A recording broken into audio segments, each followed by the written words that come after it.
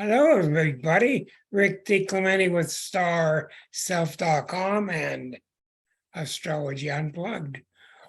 We got a macrame star up in the corner, and that's okay. We'll find out what that. Maybe they're going to do a little show behind that macrame curtain. You think? That's Susan up in Washington State, and she's got her beautiful macrame showing to us. Tonight, I decided that we're going to keep with this theme of transits, because we've been doing it for 2 weeks now. And transits are a really big deal. And I try to take it slow. Even so, I know I go too fast. But one of the things that transits leads to is the thought about victimhood. So tonight we're going to talk a lot about, are you a victim? Are you a victim sometimes? Are you never a victim? Are the planets out to get you? What? Hello, Claudia. So I've got particular opinions on it. And as you know, I get heavily involved with the Course in Miracles people during the week. And boy, did they have their thoughts about it today. That was really something. So anyhow, what I'm talking about is this. There's a mentality amongst many people. Most people are not like this group. Most people don't understand the planets and how they work because it's a very hard thing to explain. And most people think that a planet's out to get you. A planet's going to do this to you. Mars is going to get me. Saturn's going to get me. Pluto's going to get me. This is really faulty thinking for many, many reasons. By the way, tonight is show 291. And there comes Shelby. I'm not sure why Shelby likes. I got 2 cats that like this show. Anyhow, the planets are not out to get you. Number 1, they're not out there. Number 2, they're in here. Number 3, they're not anywhere. They're just symbolic of what? Well, of energy, of God's energies. That's kind of vague. But anyhow, we'll let that slide for a while. But I'm going to give you plenty of examples tonight and show you what I'm toiling with, because I'm really toiling with it and I'm really digging deep to try to find other answers. Let me give you an example of a person.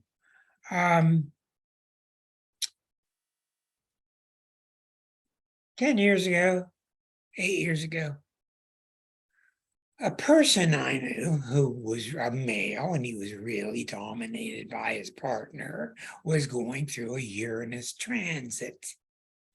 What does that mean? That means that Uranus by transit was going over one of his major things in his chart. So when Uranus goes over a planet, it normally means that the self wants to be expressed. I don't want to be your puppet anymore. I want to be myself. I want to be heard. I want to be considered. I want to be whatever. I want to be myself. Well, in his reality, his game was to belong. I'll just suppress myself. You see this around you, don't you? To belong, I will suppress myself, and then I'll have somebody. Well, what I have discovered clearly after a lot of work is when you do that, you kill yourself to some degree. And one other thing I've discovered, the worst thing that you can shout out loud to the universe is F me. Because when you shout it, it takes instructions. It starts to follow up. How can I assist you? How can I do that for you? So when I say it and I slip and I say it, I go, I didn't mean it, didn't mean it. No. Don't want anything bad to happen. I put the brakes on right away. I'm very serious. Secondly, what I found out about these kind of statements, the emotion behind it is what matters. If there's a lot of emotion behind it, then you're really in trouble. So if you put out a big F me with a lot of emotion, then you better nip it in the bud right away. As soon as that cloud starts going up, just start nipping it. I'm very serious. I got a lot of reasons for that. Anyhow, this guy was in a bad marriage. He wouldn't leave it, but because he belonged somewhere, right? And when he's going through a Uranus transit, and he doesn't believe in astrology at all. Some of you heard this story. Well, I'm an astrologer, even though he doesn't want to hear it. Thinks it's all junk. I gave him a date 3 months ahead of time. I believe it was February 3rd. 3 months ahead, I gave him the date, and I explained to him that what that meant was, this is a time you got to really watch your words carefully. This is a time when you'll have the ability to come forth and be yourself, express yourself, express what you want, etc., etc. Well, I know he's not going to hear it because he's got too much invested in belonging. Okay? So the date came and went, and the next day, 3 months and 1 day of February 3rd or 4th, he was at work and a car spinned out of control, coming around the turn, went through his building, through his wall, into his office, and smashed him up against the wall and didn't hurt him. Off by 1 day. So the still photographs show the wall, him, his chair, his desk, and the car. Off by a couple hours. Now, I know what I'm talking about. I know what I'm talking about astrologically. The group I'm dealing with today tells me, no, I don't know. I don't know anything. Okay, I'm going to leave that alone for a while. It's my belief that if I had not talked with him, he would have got killed that day. He said, well, the guy just left his phone on the seat. He was taking a turn. He was reaching for his phone. He lost control of his car. That was his reasoning. And that's not the reason this happened. The reason it happened is because he's unconsciously for months and months and months saying, F me, F me, F me, F me. I don't deserve to live. I don't deserve to live. I deserve to let her walk on me. I deserve to let her walk on me. I don't deserve what I want. So the universe is doing the best it can to serve up what you're ordering. You follow me? So I ask you, is he a victim at that moment? He's totally sure the problem is the guy screwed up who was driving that truck or whatever it was, who was reaching for his cell phone on his seat and lost control. Takes no responsibility for it happening. It's just a coincidence that it's on the date that I gave 3 months ahead of time, plus a couple hours. Now, in my mind, this is the reason that I have not written a second book. I've got half of a second book written, and I paused there and I've not been able to pick it up from that moment on. It's called The Intimate Zodiac. And the reason why is I get stuck. I keep getting stuck at that point of, are we victims or not? Now, if you sit in my seat, and you sit in a psychologist's seat, and you sit in any kind of public service seat, most people will kill you rather than give up their victimhood. Most people are absolutely sure that they're a victim. There's nothing they can do about it. They are a victim, and it's that settled. It's simple, it's settled. Most spiritual studies that I study, different topics, insist that there is no victimhood, that it's all you're creating your own universe. Really heavy subject. So I don't know. I mean, I've got my opinions, but I'm really going to largely keep them to myself because it really doesn't matter what my opinion is. And I really think in a lot of ways, my opinion can be dangerous because I would want you to really think hard to develop your own opinion. I don't want to influence your opinion. I don't want to. I don't want the responsibility of your karma. Okay. So other stories. For example,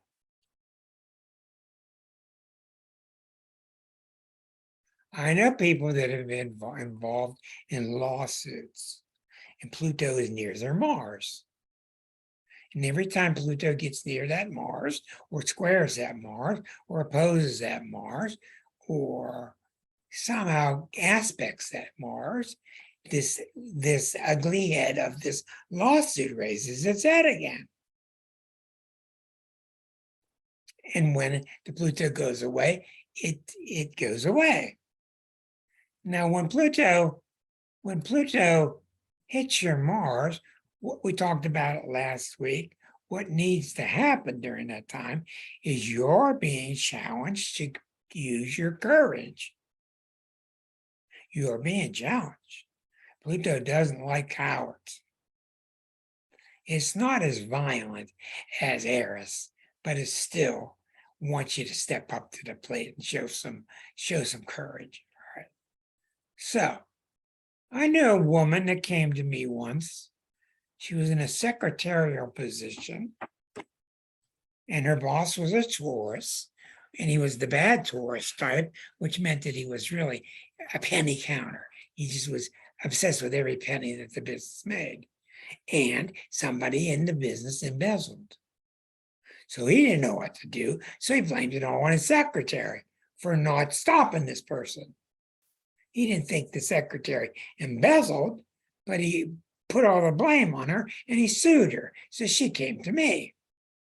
See, now what the worst kind of astrologer does, what the old kind of astrologer does, is to say, oh, you're being threatened by Pluto was on Mars or something like that at the time. Is it going to go through or not? Is the lawsuit going to win or lose? What? I won't answer a question starting with the word will.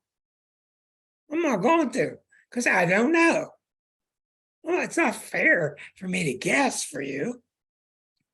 And you say, will this happen? I don't know. So, but at least I got her off track thinking. And I said to her, what's the problem? What's the problem? What's the problem? Digging. Why is she having this mess with this boss to begin with? Digging deeper, I find out she's raised by an alcoholic man. Her father has died, but she's got a lot of damage from being raised by an alcoholic father. She has low self-esteem because of this guy. And because of that whole dynamic, that's how this man came about to play this role of picking on her. Because Pluto on Mars is a question of, are you going to use your balls when you need to? Are you going to find your courage when you need to or not? So this guy came about. This was another in the series throughout her life. This was another in the series of her being challenged, her backing down, her insisting that she has no offense, she has no power, she's powerless, and it's just going to happen.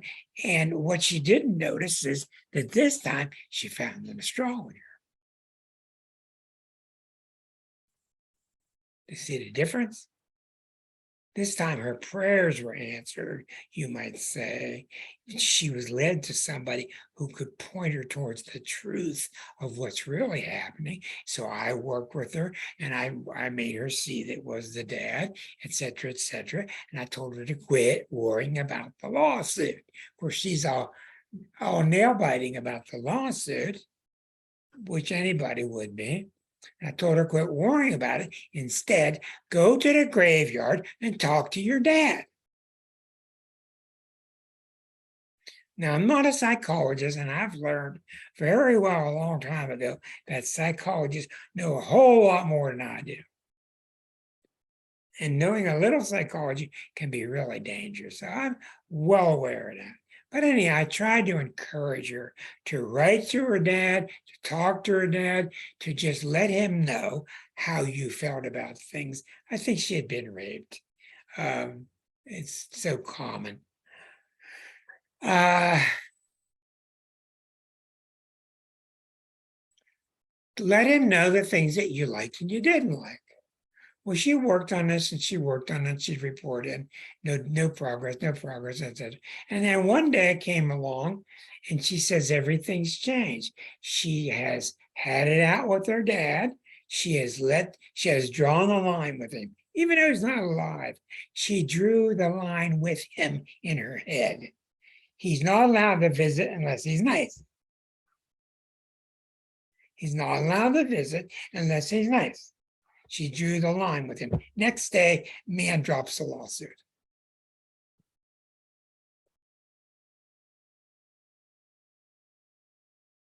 This is unbelievably common in my day, in my business, in the work I do. I'm not shocked at all. People call me to tell me, I thought you'd like to know it happened just like you thought. I said, I don't need to know. Thank you for calling anyway. Because I just see it so much. The guy didn't drop the lawsuit. She stopped attacking herself.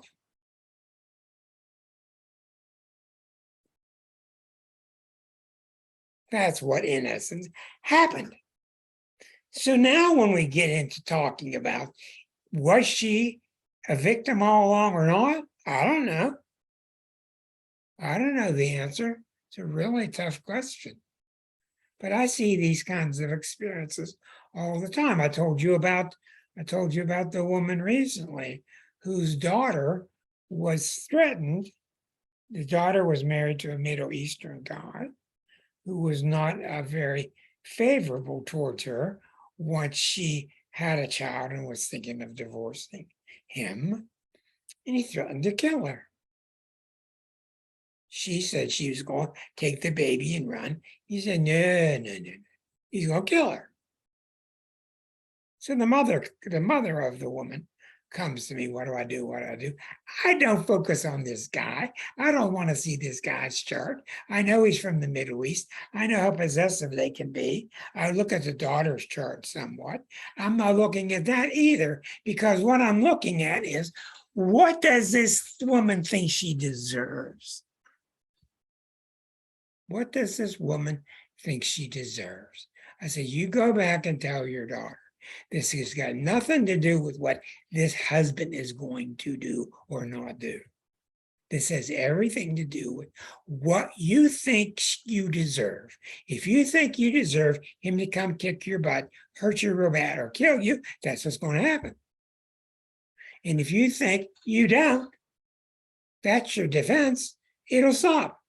So the next several months went by, and I didn't hear from them much. And I hear from them a little bit now and then, and things weren't improving, and et cetera, et cetera. And divorce came along, and she kept calling, and I kept reminding her, all you gotta do is work on what you think you deserve. And apparently she did, and that improved, and they got divorced, and now he decided to live in America and share custody with the child.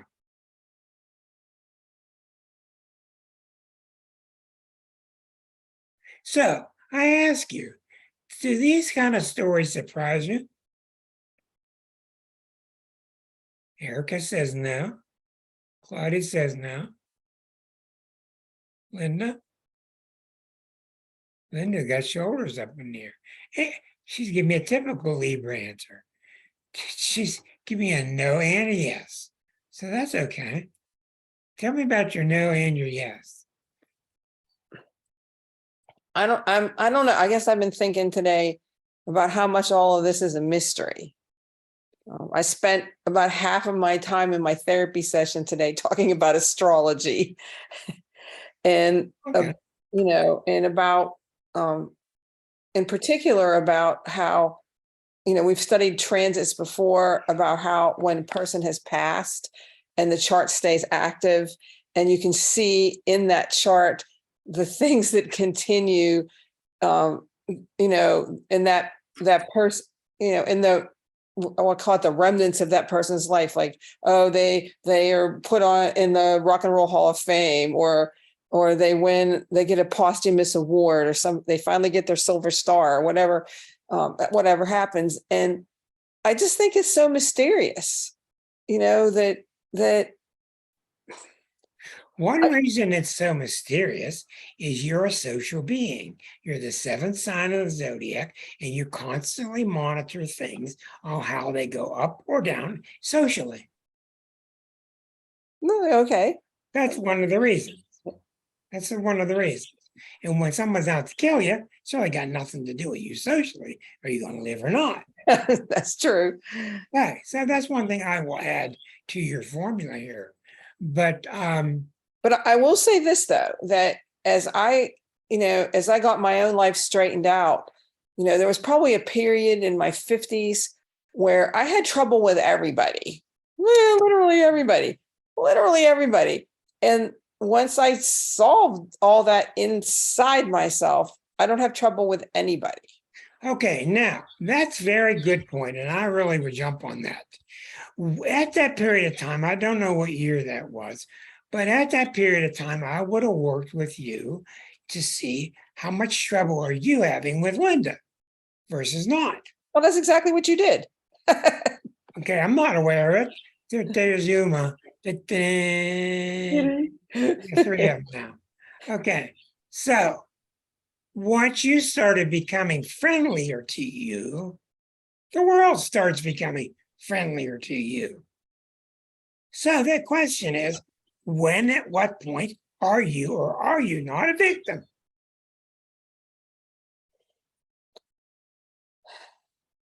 Come on. Come on, I'm a victim of this cat. I don't, I guess where I hit the wall on this question is in the large karmic, Okay, event. now that's a different story. When we get to the Holocaust or something. When you watch 2,000 people sink on the Titanic, that's a different story. Yeah. We don't all have bad charts on that day. It's a collective experience. And there's another dimension I've told you all along to astrology, which is your relationship to the collective, and it cannot be itemized in your chart. It's part of a collective. Why do 6 million Jews get killed in Auschwitz, etc.? It's the same story. All right, go sit down now. Settle down.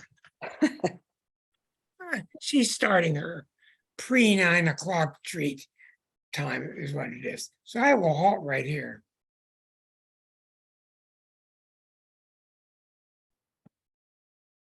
By the way, Linda, I was very proud and pleased with the Libra chapter in that book, above all 12 chapters. And for many, many reasons. I think we'd hit our stride in the middle of Zodiac. I think it was an intriguing sign to work with. And I became very, very surprised when I wrote that chapter to find out just how this indecision thing of Libra is, and Libra's just not made. They're just not made to make decisions.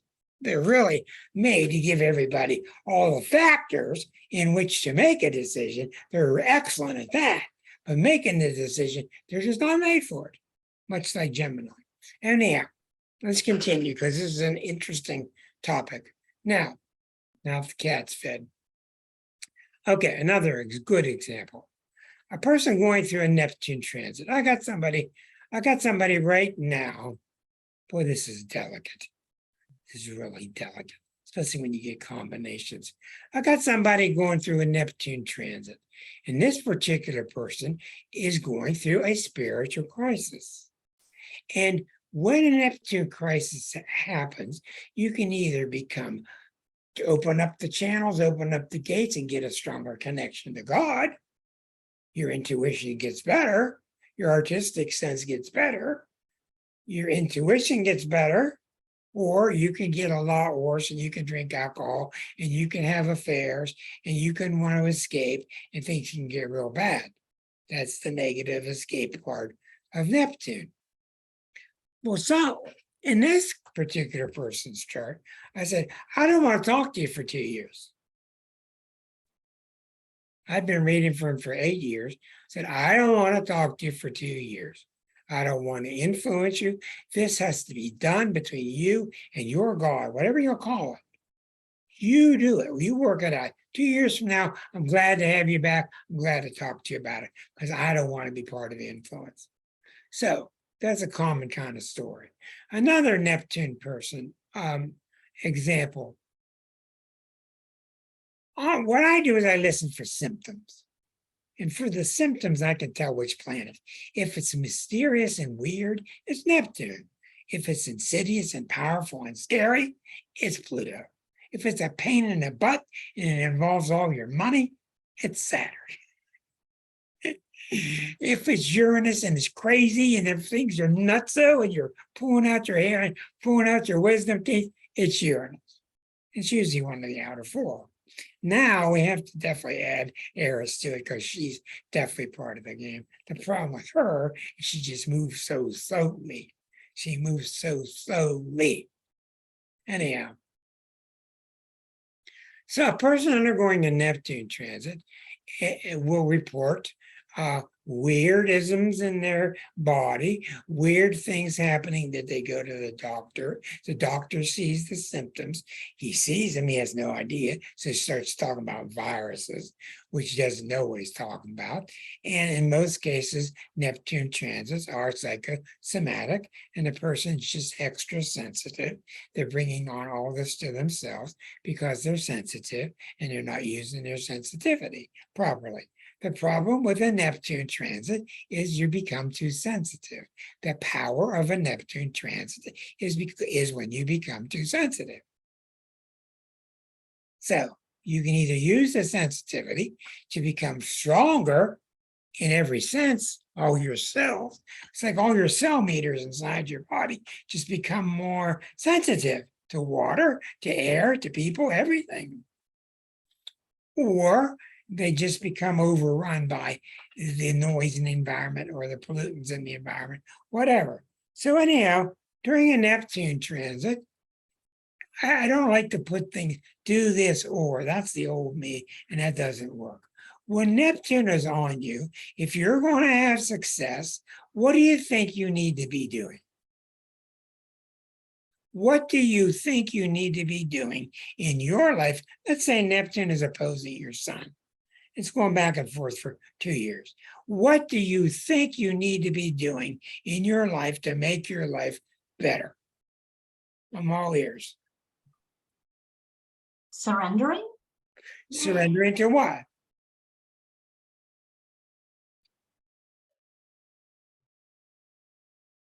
Any kind of control? That's exactly right. That's exactly right. Yeah, that's exactly right. Instead of fighting the conditions around you and seeing yourself as a victim, and there's no planet that's more victim-oriented than Neptune. Yeah, surrendering, giving in to God's will. Okay, now, one of the problems we have with Neptune is we're not in a Neptune land. We're not in a Piscean type mentality country. That's India. That's Burma. That's where they understand surrender through the Buddhist type of thought. So one thing you want to do when Neptune is around is stop gauging your life physically, stop looking for physical gain, start really examining yourself as far as how much progress you've made as a spiritual being. Examine your heart. How much love is in your life? How much love is not in your life? You start doing those things, things get better and better and better. If you don't do those things, So here's a person that goes through a Neptune transit, doesn't make the progress spiritually, and it's very common. They will lose their house, they will lose their mate, they will lose their job, they might lose their mind. These are very common occurrences under a Neptune transit. Why? You see, when you're going to really work with astrology, you got to dig for the answers, and you got to want the answers, and you got to search for them. Why does it all go to hell during a Neptune time?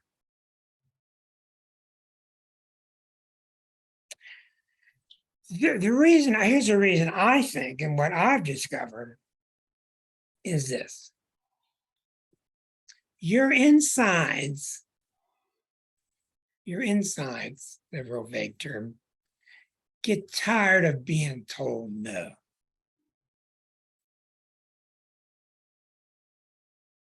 And the typical insides is like transactional analysis. Hey, mom, child talking to the adult, child talking to the adult. In transactional analysis, that's the normal person is the child, and the normal adult is very non-judgmental. And those two are the fixed parts. The other ones are all imagined and created by the self, such as the scary child, such as the bossy parent, such as the bitchy parent, such as whatever.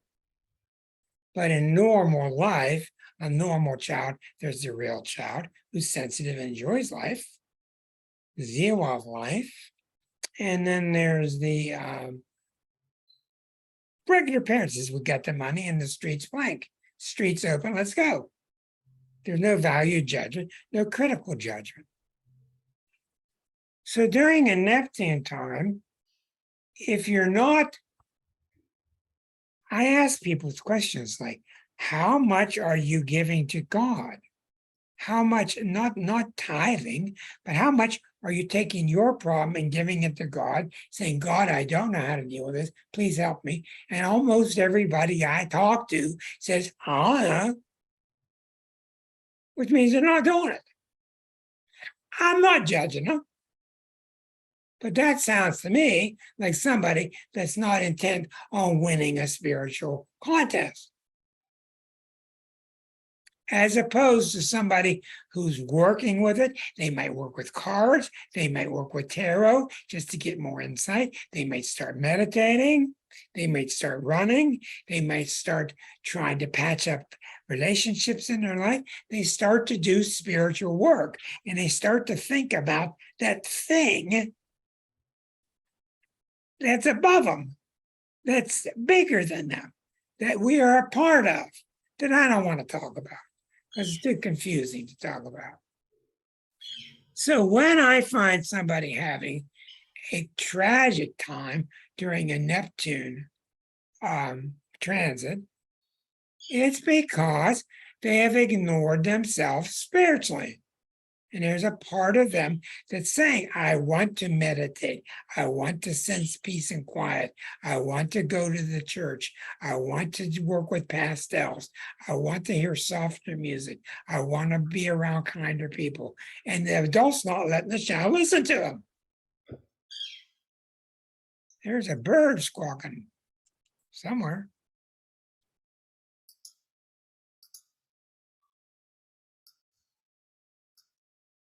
Okay. That's what brings it on. That's what brings it on. Saturn. How do we deal with Saturn? Okay, Saturn is one of the simpler ones. Saturn comes over one of your planets, and all of a sudden you owe a lot more money, and you're having to work double shifts, and you're not feeling as well, and you can't sleep, and you're starting to age, your teeth are starting to bother you. This is a typical Saturn transit. So I've told you all along, Saturn's always doing one thing, and that's making sure. So when Saturn comes into your life, when the Saturn part of you, the rheostat gets turned up, that part of you starts dialing in on, is my life the way I want it? Is it really working? Is it working with me and her? Is it working with me and the job? Is it not? What do I got to fix? What do I got to change to make it work better? And if you answer those questions and you're attentive, John, you're attentive to those questions and you start to work at it, things will get better. And guess what will happen if you don't? Tree will fall on your house. You'll get sued. You'll break a leg. Something will happen. But it's not happening because of the tree's decision. It's happening because you've decided that you deserve to be punished. That's how it works. Now, so many times I talk to people that have these wonderful things happen to them, and I go, Rick, I just met the most wonderful guy. Really? Oh, he's just a terrific guy. Just cannot believe it. In all these years, and I just got the right guy last Friday. And I say to them, well, what happened to you last Thursday? Nothing. What did you do? What did you do last Thursday and last Wednesday? Oh, nothing. What did you do last Wednesday and last Thursday? Well, I finally broke it off with Bill. There you go. There's your answer. You broke it off. You decided you didn't deserve to be abused anymore by this rotten relationship. And that, my friends, is the number one thing in astrology. When you break it off with the wrong person, that's the number one thing for your healing. There's no contest to the question. So when something really good happens to somebody, press them on what happened the day before, the week before. And they'll always say, nothing. No. Something happened. And it did. Or I've had clients, I broke my ankle on Saturday. Oh, I'm sorry about your ankle. What happened? What happened to you? And I give you all the details of how the rock was on the ground when their foot hit the rock. That's not the issue here. The issue is on Saturday, you broke your ankle, but what did you do on Friday and Thursday? Oh, nothing. Yeah, you did. What did you do? What part of the body, this is weird, what part of the body is ruled by the ankle? Uranus. Uranus rules the ankle and the upper ankle and the lower leg. So if you hurt your lower leg or your ankle, Uranus was involved. So all I got to do is look at the chart and I see where Uranus was last Thursday, and I see it's lined up with something else in the chart. What do you think happened? Well, Uranus, did you have a point, Claudia? Okay. All right. In other words, Uranus has to do with, are you releasing yourself? Are you releasing the Fred Rogers? Boy, there's no one like you in the world. Are you releasing the individuality? Do you see that it's okay to do that? Are you not doing it? Have you learned messages that it's not okay to do that? Say, oh yeah, well, last week, my friends all decided to suddenly get an airplane trip together to go to Hawaii. And I was going to go, and I was so excited. And at the last minute, I decided to cancel because I just didn't have the money. Next day, breaks her ankle. This is how it works. And there aren't that many categories. If it's something Plutonian, it's got to do with your courage has been summoned. Are we going to call on that courage and own it? Neptune's involved. If it's Neptune, are we really going to try to become nicer, more spiritual, a bigger conduit between us and the heavens?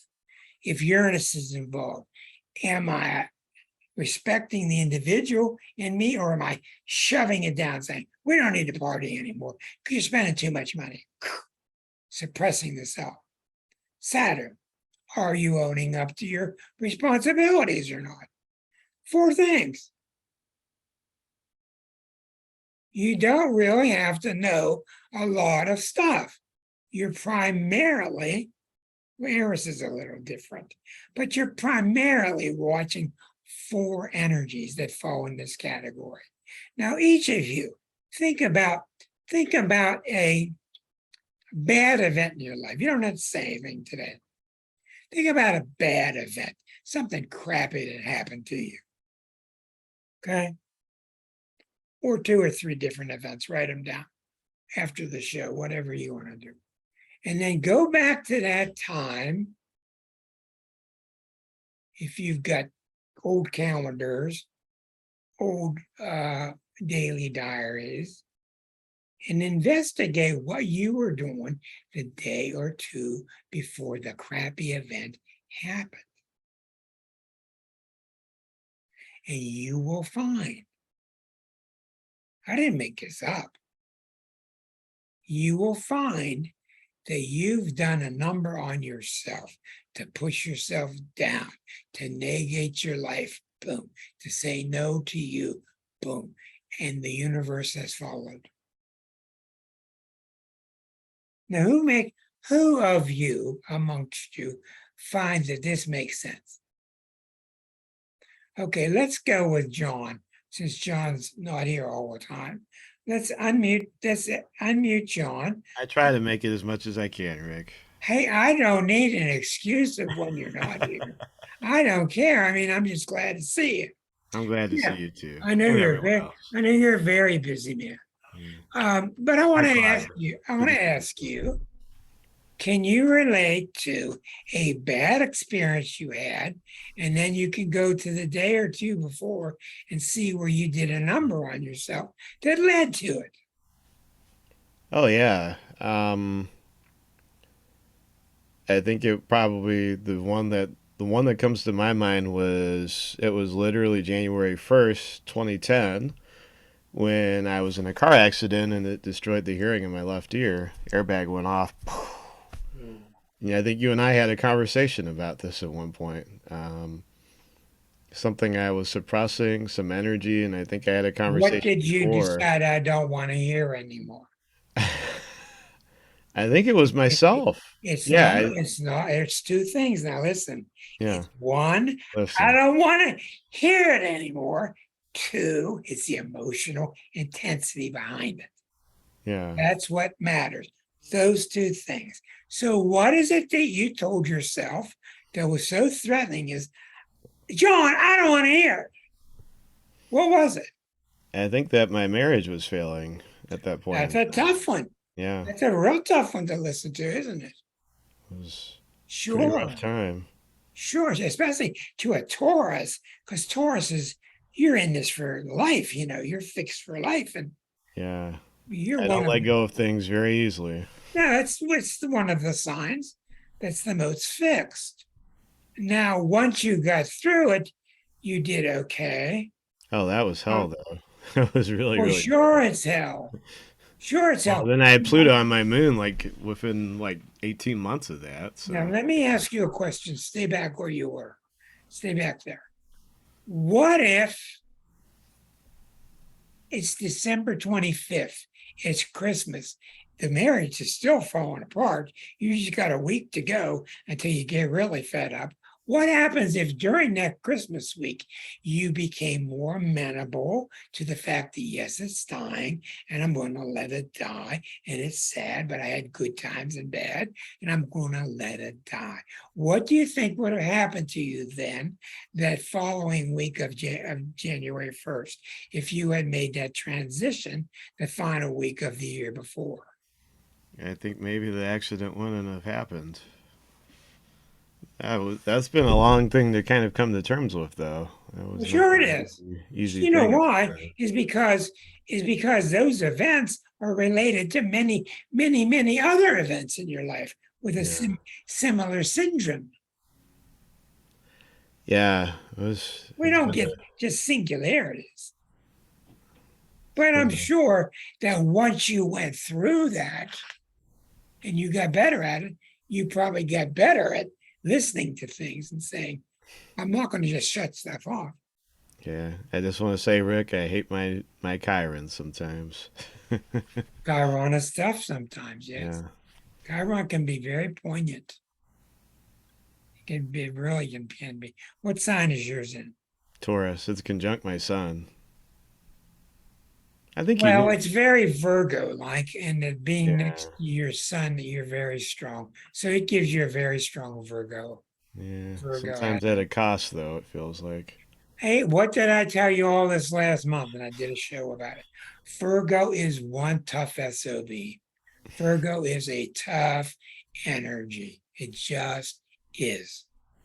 It just is because it's so damn insistent.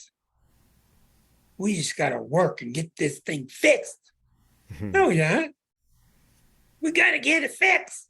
No, we don't. I like that Sag part of me said, don't have to. No,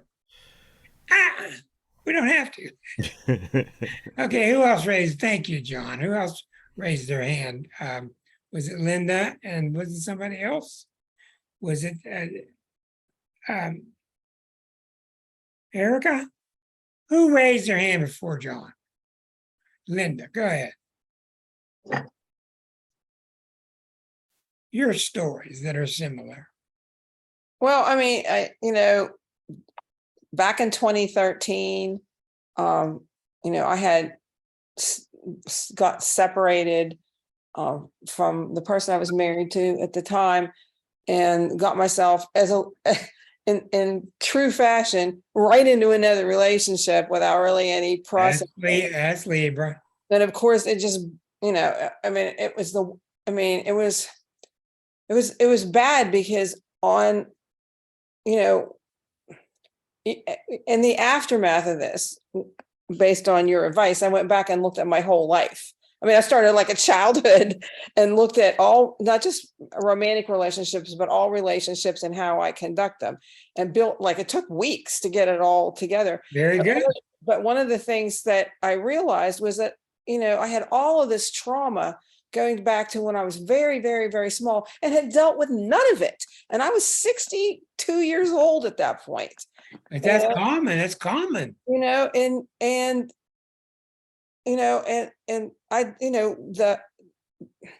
It just changed everything. But there was a Pluto transit. I was going So through. in other words, you are not a victim. No, oh gosh, no. I mean, but it was like this, really, it was very painful and emotionally wrenching. And I felt like I was going to die a lot of the time. It was really, really, really bad. But did you feel like you were a victim while it was going on? I think in the beginning, but I think you slapped that notion right out of my head. I mean, you're just too smart. That's all. You said it's not about that woman he's seeing; it's about you. And you need to. I mean, it was like you were like. I mean, I remember where I was sitting and what I thought. I thought, okay, yeah, right, okay. And I just trust you so much, and I just was so bad off. I was just so bad off. I was like not functional. And Well, I knew I had a real good client. I knew I had a real good story. I knew you were ready and you were ready. Well, but the thing about it is that once I did that, everything changed. That's right. I mean, it's like you level up in a video because you stop dying. Right. You level up in a video game. You stop dying. And that's why, and now I just turned 71 last week. And and of course, lots of people my age are like, oh, boo-hoo, this thing, that thing, the other thing. And, and they're fixing to die, I think. And we're all going to. Well, they don't have much choice, do they? Yeah, we're all going to. But the point is, they're not that aware of how to keep themselves alive. That's right. And I just say, look, I got 25 more years of work to do. And when it's my time, it'll happen. Thank you, Erica. I'm just not thinking about that. I'm thinking about these other things. And, so in other words, you're empowered now. Well, and I would say that this issue was a primary issue in my life. That is, the notion that being in a romantic relationship was the purpose of life. And it was the thing that must That's be, a very common problem with early Libra. I know, it's It ridiculous. just is. It just Yeah. is. And when I found, but when you confront that, and then Yeah. and then as part of that, I started to understand my chart in a bigger way and Right. understand there was all these energies, and I didn't have to like be solely focused on this one piece. Then everything, it just changed everything. And no, I didn't feel like I was a victim, but I had to get out of the idea that my enemy was this guy who had done me wrong, and my alcohol semi ex-husband, and all these things that where I'm not looking at all at the choices that I was making, that I Well, was what I was thinking about really fits with what you're saying. You're sitting on a chair in an airport, and you're codependent, and I'm walking by, and I'm not codependent. I'm gonna walk by you, and you may have pleasant smiles and all this, but I'm gonna sense something's wrong. I'm gonna keep on walking. well, of Now, course. you're what? We're in I said, of course. we're in a food cart. Okay, it's a food. So you're codependent and I'm codependent and I'm walking by. It's very probable that I'll sit down, you'll sit down. Hey, how you doing? How you doing? And all the unconscious message starts going on. Well, I could do this and I could do this. And I could hide behind her for a couple of months. She could hide behind me for a couple of months. Sex might be great for 3 weeks, etc. And then all of a sudden, boom, it just blows up big. It blows up big because you're not what you promised to be, and you're not what you promised to be, etc. Third option, I'm walking by, you're sitting there, we're both not codependent. I might just walk on by. How are you? I might like your smile, might sit down, talk to you, might develop a healthy relationship. But it's all happening at that unconscious level, because I see so many clients who were like you, they got rid of one and they want to jump into another one. Oh my goodness. And I have an absolute radar for drunks Sure. and abusers and Of course you did. I mean, even if I watch somebody on like an actor on television, I'll say, oh, he's really, yeah. And then I'll like look him up and he's a drunk. Yeah, but what happens now when you decide that you do not deserve to be shat upon? You're not going to be. That's right. You're just not going to. That's the secret. Jamie, thank you, Linda. Jamie, did you start to tell us a story? We need to hear from you. She don't want to tell a story. She don't got that story. She got somebody in the room with her. She don't have fun to tell a story. Okay. No, I was telling him to look at Susan's puppy. She got 2 puppies. She's in a trailer in the northwestern Canada, northwestern Washington. Erica, did you have your hand raised before?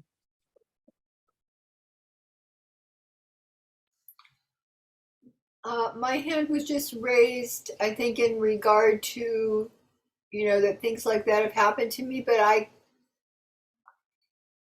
just have lists and lists and lists. I keep, like going through my chart and thinking of these times, and then I look at the,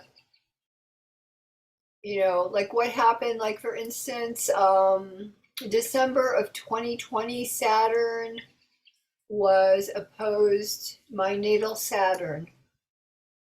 And that was when I was creating a new structure because I just had finished going back to school and I was going to start a new career.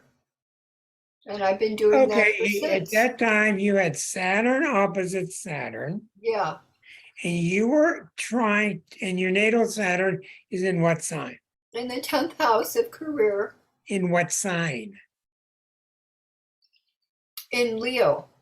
So your Saturn was in Leo, the new one was sitting at the bottom in Aquarius, and it's on its way back up. So you're building a new foundation. So what did you do that was symbolic of you starting to build a new foundation that was going to be more firm for you? Well, I had already started doing that over the previous couple of years by going back to school to become a community mental health worker. But then because of the pandemic, I was kind of spinning my wheels and working, doing the census and then working during the elections.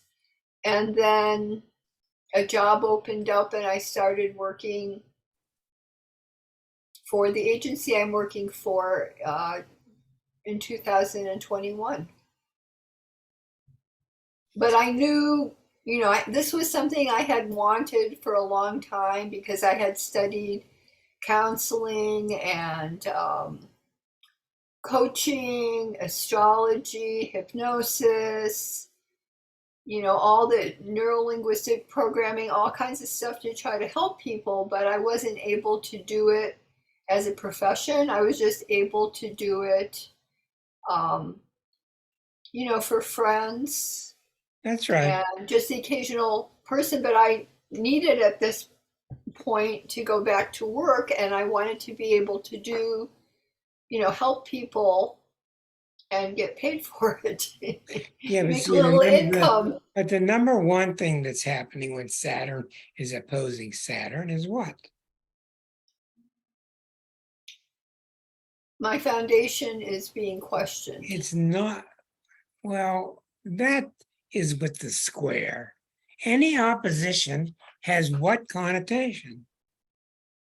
Libra, relationship. All connotations have a seventh house connotation. So when Saturn is opposite Saturn, whether you're 14 and it's a crisis in 8th grade, or whether you're 70 something and it's later on, all Saturn opposite Saturn is about what?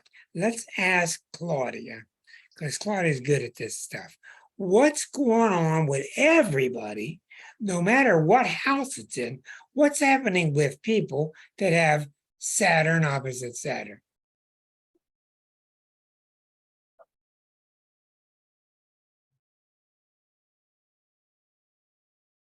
I'm going to They pick. need to- I'm going to pick. I'm going to pick on you. That's just how this show goes. And I'm hoping that I think what it's requiring you to make sure that you are on solid ground and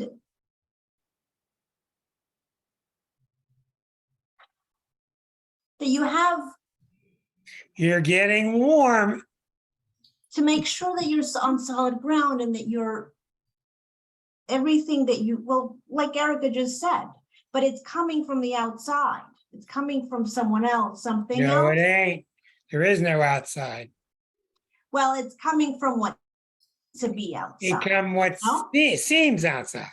right? Okay, and when it seems to be coming to you through what the relationship says to you, what's really happening? You're not standing up for yourself. Your boyfriend gives you an ultimatum. What's really going on when he's giving you an ultimatum?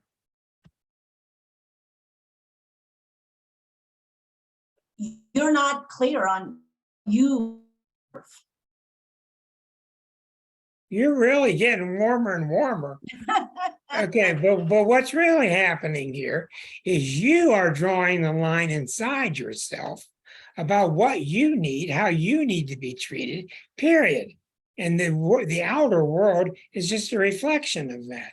Saturn opposite Saturn means I don't want these kind of relationships anymore. Here I go again with another codependent one. Oh, this one's not codependent, et cetera, et cetera, et cetera. But you see, an opposition, the seventh house is opposite the first.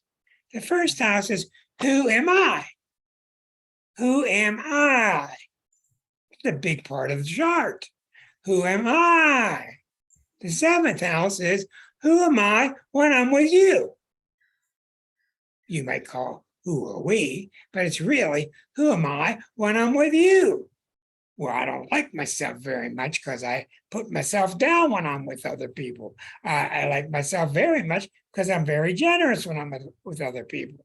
So that's what happens during the opposition, is you examine your whole sense of relating. Relating means me plus other. That's what it means. And in Erica's case, she found that her footing was not strong enough in various ways. And so she tended to fix up that foundation, which is exactly what she needed to do. And in your case, what happened with you with your relationships? What planets hit you? Oh, me? Yes. Oh, yeah. I actually just looked at the ephemeris because I remember this distinctly. July 27th, July 20th, 2019. I had a really bad fall. And yeah. And so I just looked it What up part to of your see body? What part of your body got hurt? my knees and Saturn. Saturn. yeah.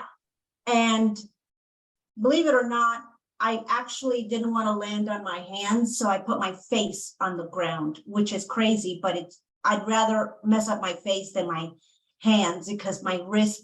Anyway, I just looked it up, and Saturn was opposing my Venus, and I was going through a very difficult breakup, and I kept thinking, I want to go back, and it was just so painful, so hard, but it was so much about, it changed everything. That relationship changed everything in terms of what you just said. Who am I when I'm with you? And am I really valuing myself in this relationship? And it was huge. And the fall, after that fall, because I was all messed up because of the breakup, I remember distinctly, it was like, boom. And my knees were really messed up because I wasn't budging. I was just kind of like, oh, well, I want to see, he probably really does love me. Yeah, that's really tough stuff. Yeah. I had a friend now, she was a girlfriend of mine in high school 500 years ago. Beautiful woman, a great woman. She became a nurse.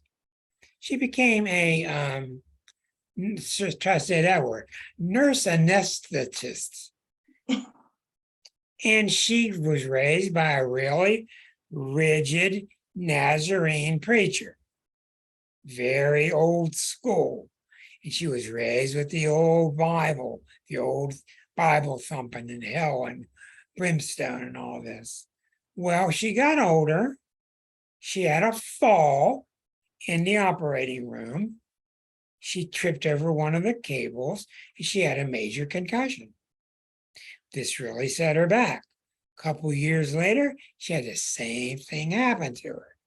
So I came in to read for at that point, and I realized very clearly that during that time, the falls happened during Uranian transits, which meant that this woman did not allow herself to live. She did not allow herself to live, to go on a trip, to take a vacation. She was a Virgo, delightful woman. She had the second fall, had a worse concussion, really wiped her out bad. And it was all because she could not get past the programming that dad put her through their childhood. And within several months later on, complications and she died. Very, very sad, wonderful person. But in her case, we bring in the 12th harmonic. We see the old time dogma that was coming in through the father. And she couldn't understand that to release herself was not sinful. To release herself was godlike, was doing God's will.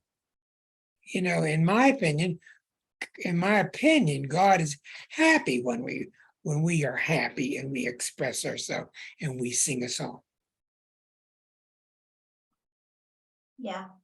It was very sad. It was very tragic. She died at age 72. Mm. Anyhow, so we see consistently, like John had said earlier, we see consistently where how many of you hide your faces if you're like me? How many of you have these friends that are in the middle of breaking up, but they won't break up, but they break up, Oh, they don't want to break gosh. up, but they don't want to break up, Yes. but another chance, and you just want to boom. You just don't want to hear this because you know what's going to happen. And they've got to go through their motions. And it's kind of like gradually they come a little bit further apart. Then it works out all right. But the thing I want to bring in here is this notion that we talked about today, this morning, with the Course in Miracles talking about there are no victims. No one has any idea what anything's for. Nobody has any idea what anything is for. That's a heavy statement. Heavy duty statement. You just don't know. Well, the point is that I really can't resolve that one now because I've been struggling with it for years, and that's why there is no book number 2. I got the stories, but I don't have the ties to tie it together. But anyhow, what I have come to resolve is that at this level that we're operating, where we seem to be independent people, which is incorrect. We seem to be independent. These things we've talked about tonight seem to be the best things that we can do for ourselves as individual people. Now, when we start to consider ourselves as one big mind, the story changes dramatically. The story is dramatically different. Before we leave here, let's check in on Susan's leg. She had hurt her leg in the past 6 months or so. How's your leg doing? Pretty good. My apologies. The dogs are barking because they're complaining about how somebody is backing into a campsite next door. Apparently, everybody likes to put in their opinion on how you should back. Yeah. No. The leg is mostly doing okay. Balance. Little things are not right, but What do you think brought that? What do you think brought that about? I am still trying to figure it out. Really? Really. Still trying to A figure it leg out. problem is usually stopping yourself from motoring forward. See, and the thing was, what I was doing over the week or a couple weeks prior was trying to speed up my trip. Then that's the opposite. You were actually working on it. Well, yeah, this is not easy. Keep looking at it. What about Margaret? Any thank you, Susan. Any stories ring a bell to you? You are muted.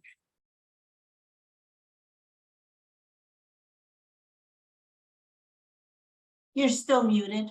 No, I think she's saying, yeah, go ahead.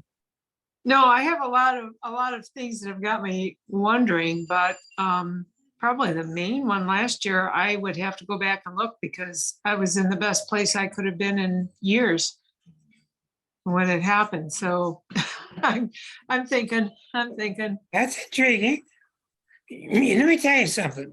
I watch a lot of shows and I watch with a different ear. You wouldn't believe how many people have severe things happen to them right when they're starting over. John Lennon, just like starting over. And a whole new Double Fantasy album came out, it's beautiful. It came out and boom, he was dead. Mm-hmm. And what happens there is, and we know from his past, he didn't feel he deserved the happiness that was brought to him with the new life. My opinion. Always has to do with the word deserve. But anyhow, I think it was interesting. Wrote some of his best songs on that final album. But it is sad. Well, it works in reverse too, Margaret. You know, a lot of times the great things happen to you because you're doing great things before.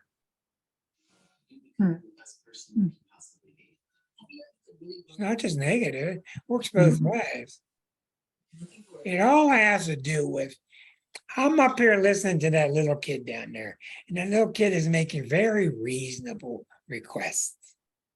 Ice cream, sandbox, it's reasonable. Let's go do it.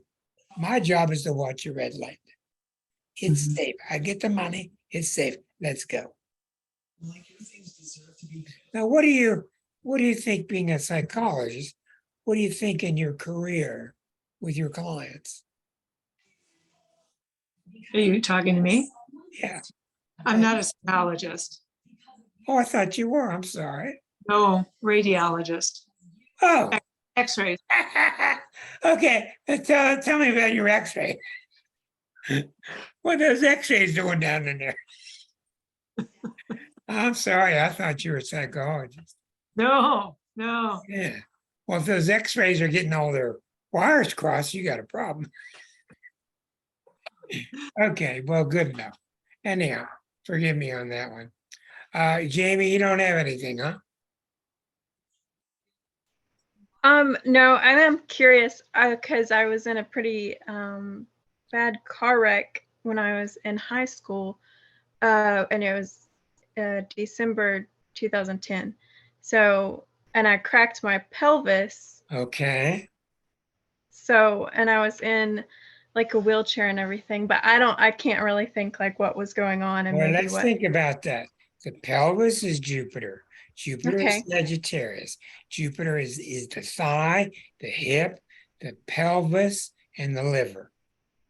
When things go wrong there, it's usually, that's your major motor, your thigh. That's your major pelvis, the femur. That's your major motor. So at that time, which was approximately what date? It was December 23rd, I think. It was a few days before Christmas, December 2010. 2010. Now, can you think, if this following his theory, can you go back a week or so? That semester is coming to an end. Can you think of yourself gearing up to go, go, go? You're all systems go, and something put a stop to it? That's what this tells me. What happened to you that was go, go, go, and you or something beyond you stopped you? Yeah, I don't know. I know I was probably like running around with my boyfriend, who I'm still with. And because we had just gotten together, that year.